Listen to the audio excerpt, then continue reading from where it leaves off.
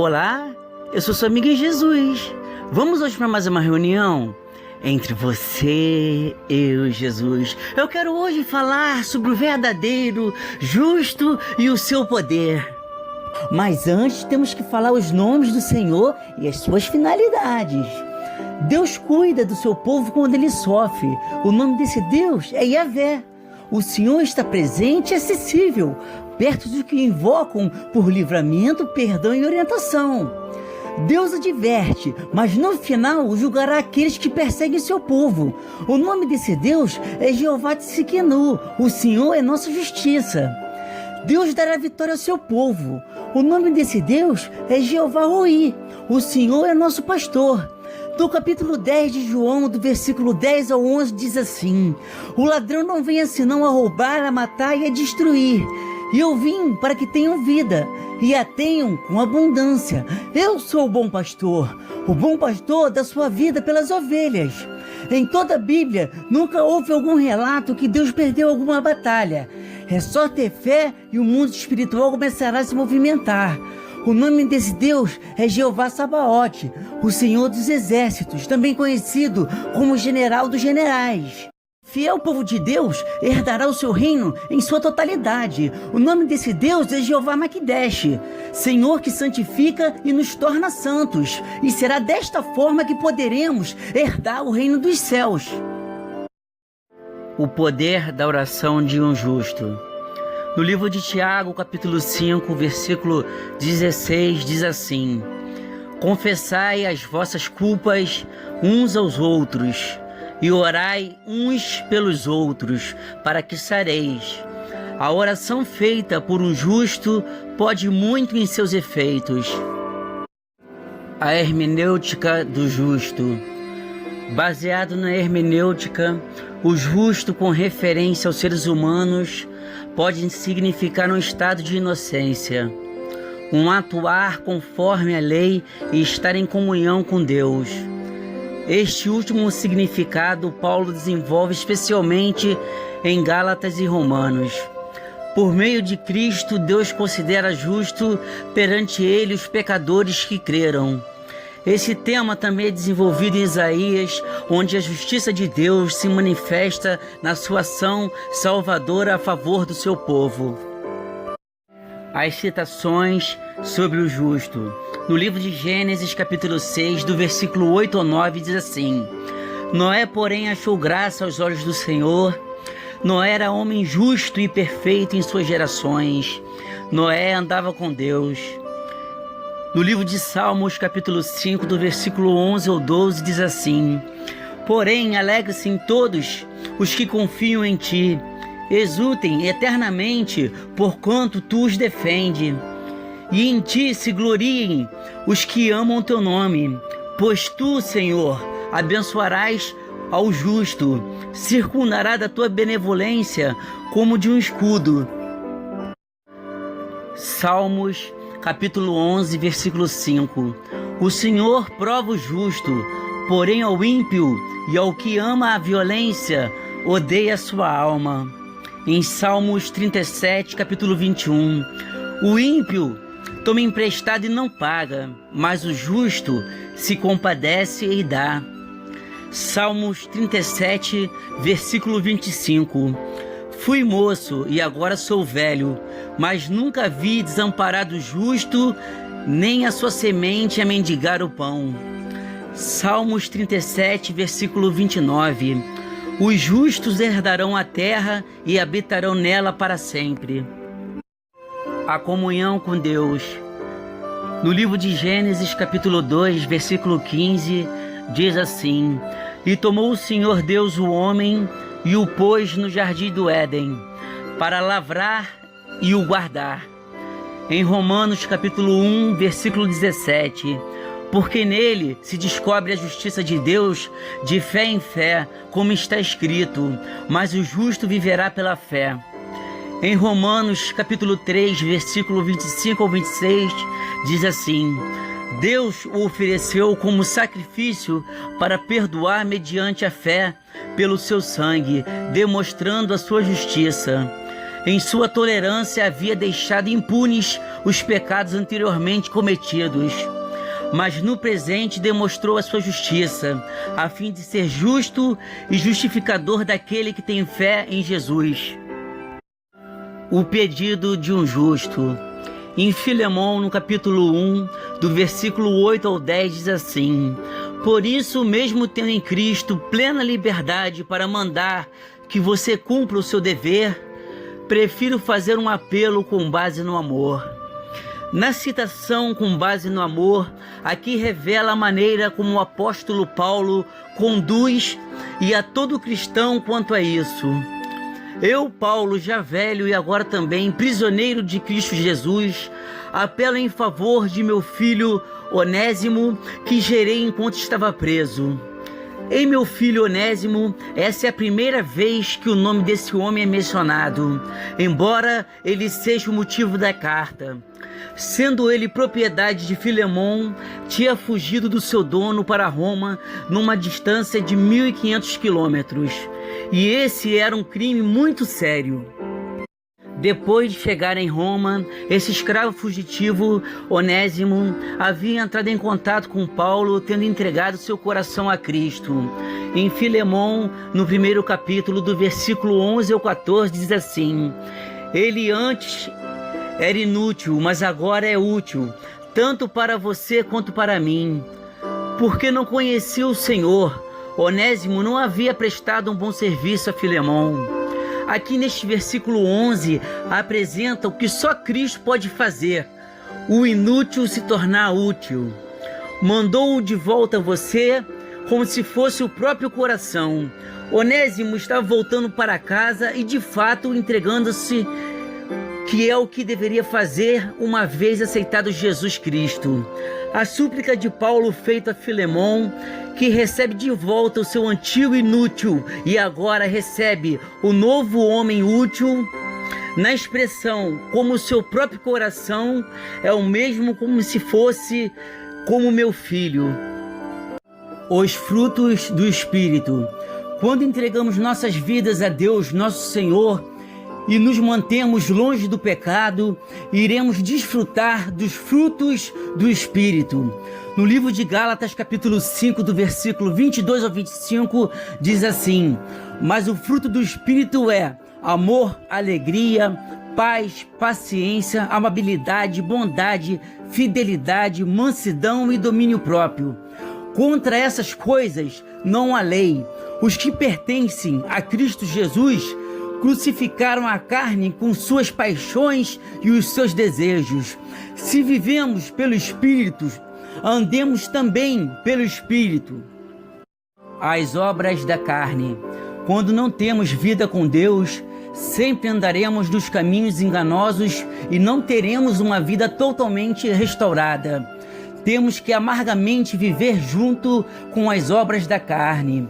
No livro de Gálatas, capítulo 5, do versículo 19 ao 21, diz assim: Ora, as obras da carne são manifestas: imoralidade sexual, impureza, libertinagem, idolatria, feitiçaria, ódio, discórdia, ciúmes, ira, egoísmo, dissensões, facções, inveja, embriaguez, orgias e coisas semelhantes.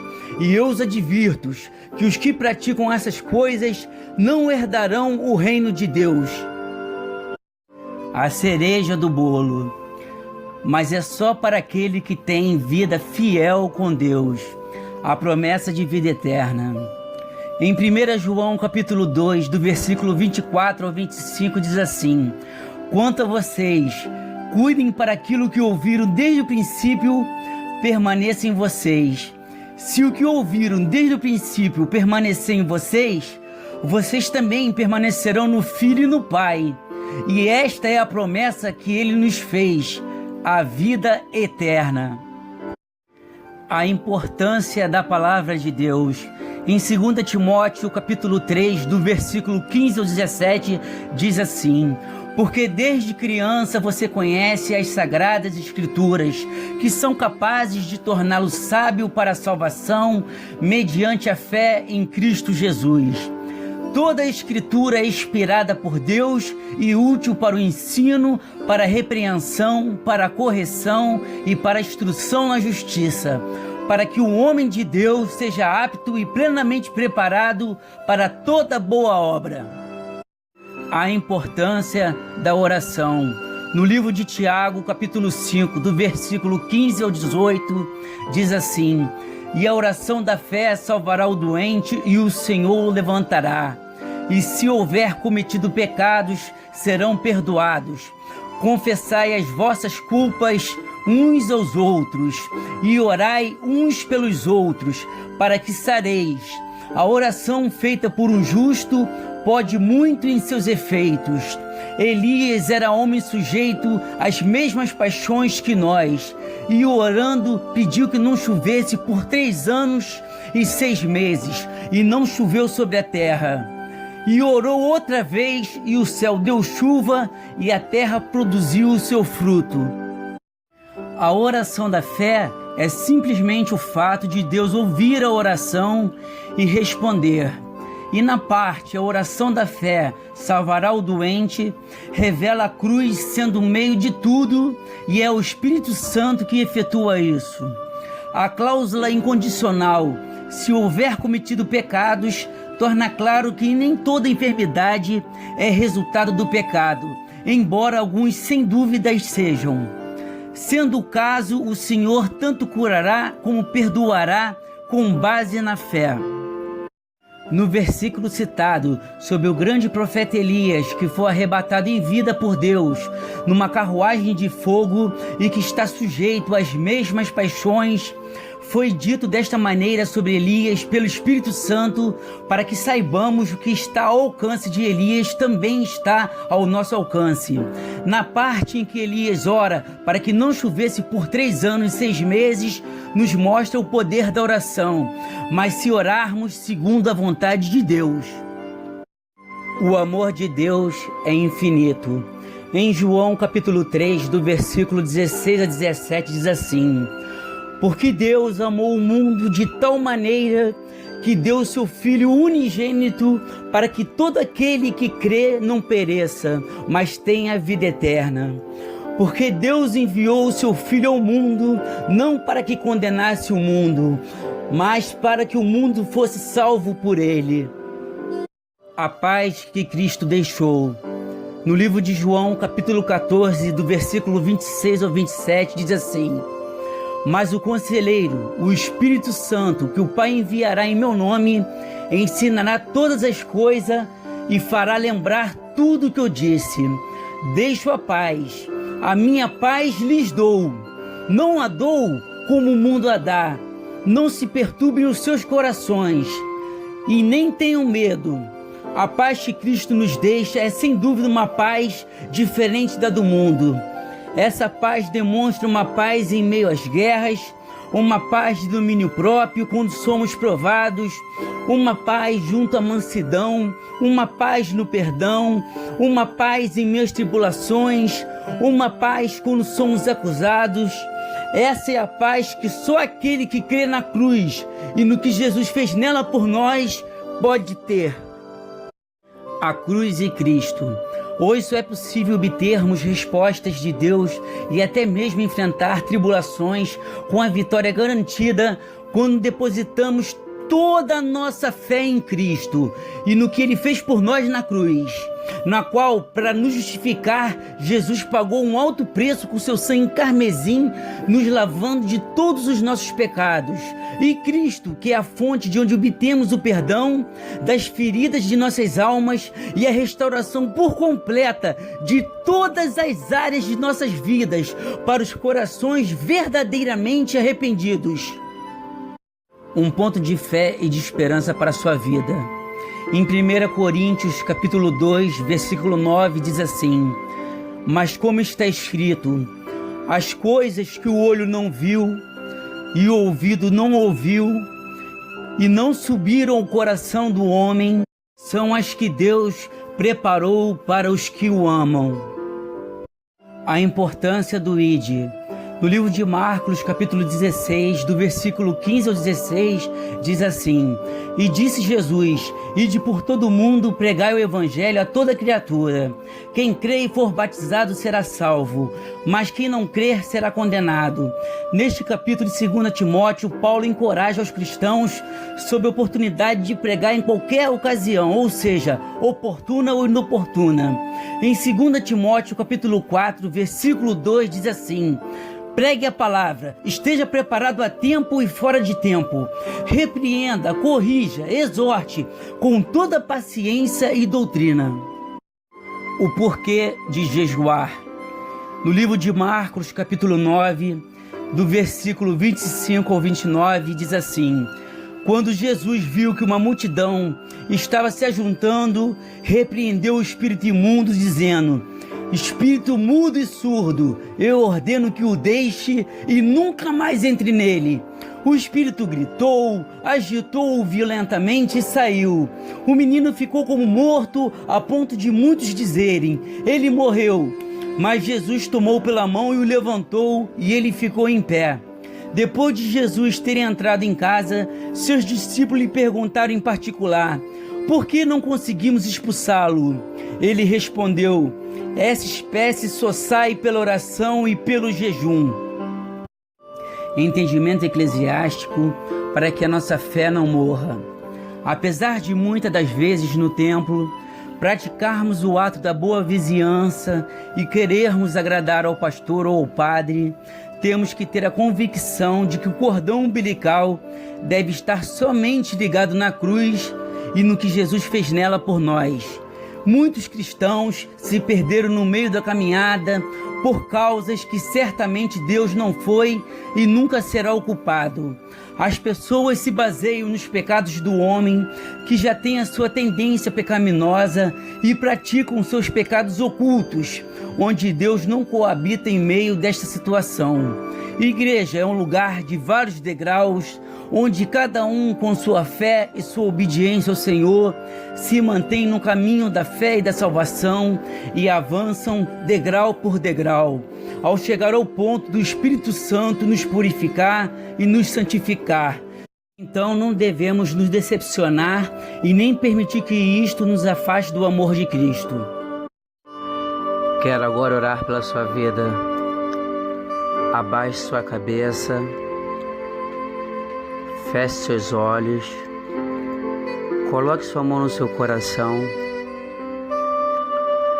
permita que o Espírito Santo venha visitar o teu coração, permita que o Espírito Santo possa sondar as suas necessidades, permita que o Espírito Santo habite em você. Oremos agora. Pai amado, Pai querido, é na Tua santa presença, meu Senhor, que nos prostramos, Senhor, aos Teus pés e nos humilhamos, meu Deus, porque somos, meu Pai, dependente de Ti, meu Pai, seja por livramento, por cura, por libertação,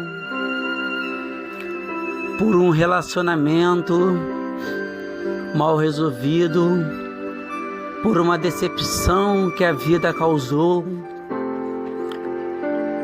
por esses laços enganosos, Senhor. Muitas pessoas, meu Pai, já estão cansadas, Senhor, de viver no engano, Senhor, de serem passadas para trás, Senhor, de não encontrar uma verdadeira paz, meu Deus. Mas o Senhor tudo vê, tudo sabe, porque o Senhor é onisciente, onipresente, onipotente e sabe das nossas fraquezas, Senhor.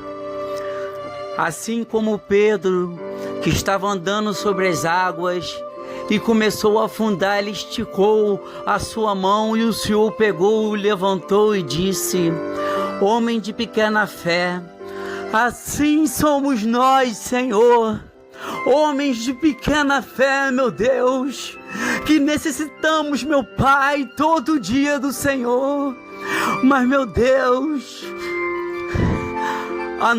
meu Pai, a nossa fragilidade, Senhor, a nossa limitação, meu Pai, muitas das vezes se torna nossa inimiga, Senhor, não permitindo, Senhor, que nos aproximemos mais de Ti, Senhor. Mas hoje, meu Pai, vai ser diferente, porque o Senhor está presente, conforme diz a Tua palavra. Onde tiver 2 ou mais unidos em meu nome, ali estarei presente. Espírito Santo de Deus, que intercede por nós, que convence o homem do pecado, que convém pedir por nós, porque nós não sabemos como pedir. Então intercede por nós com gemidos inexprimíveis. Espírito Santo, faça a obra. Deus amado, Deus eterno, o Senhor é o Deus que começa a obra e é fiel para terminar. Deus amado, Deus querido, operando o Senhor, quem impedirá? Se o Senhor é conosco, quem será contra nós? Meu Pai, as vidas estão aí, Senhor. A palavra foi fiel, Senhor, a Ti, Senhor. Aí está o Teu povo, Senhor. Faça agora o mover espiritual, meu Pai, para que o Teu reino, meu Pai, tenha muito de nós lá em cima, na segunda vinda do Messias, onde seremos arrebatados e viveremos para sempre, que é a promessa que o Senhor nos fez aos cristãos com corações verdadeiramente arrependidos, longe do pecado, a promessa de vida eterna. E te agradeço no nome poderoso de Jesus. Amém.